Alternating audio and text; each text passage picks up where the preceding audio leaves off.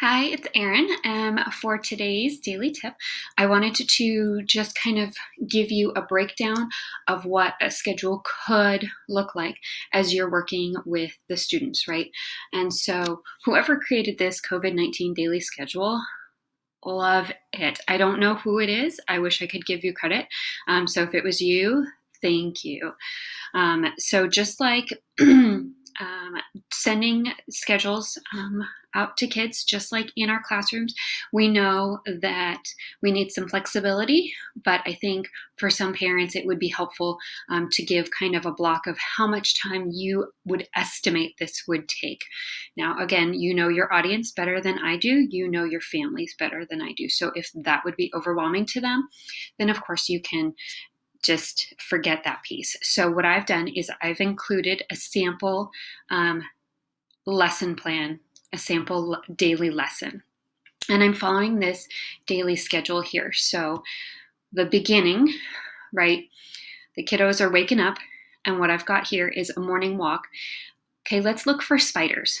All right, our theme for the day, or you can make it a week, whatever, is going to be spiders. So as they go through their walk, you're taking pictures of spiders, you're looking for spiders, and you're just trying to get them interested in that component.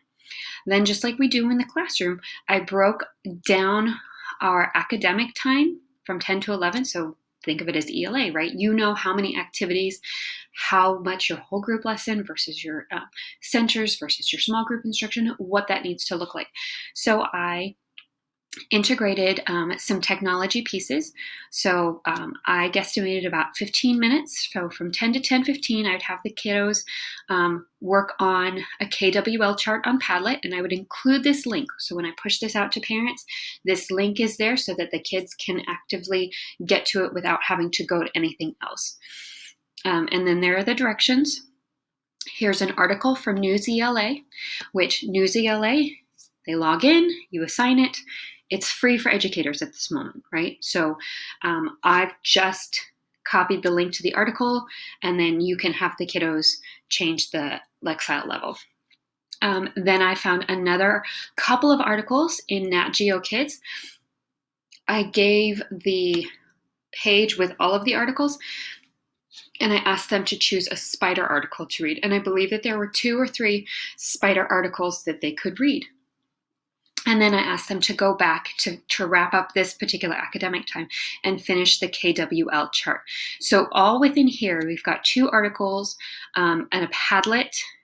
And so that covers our ELA and our science, or some of our ELA, because there's very little like structured writing. There's writing on the Padlet.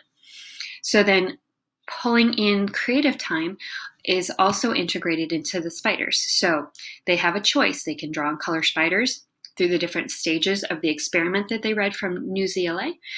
You can create a spider from Legos and code the directions so that somebody can recreate creating that.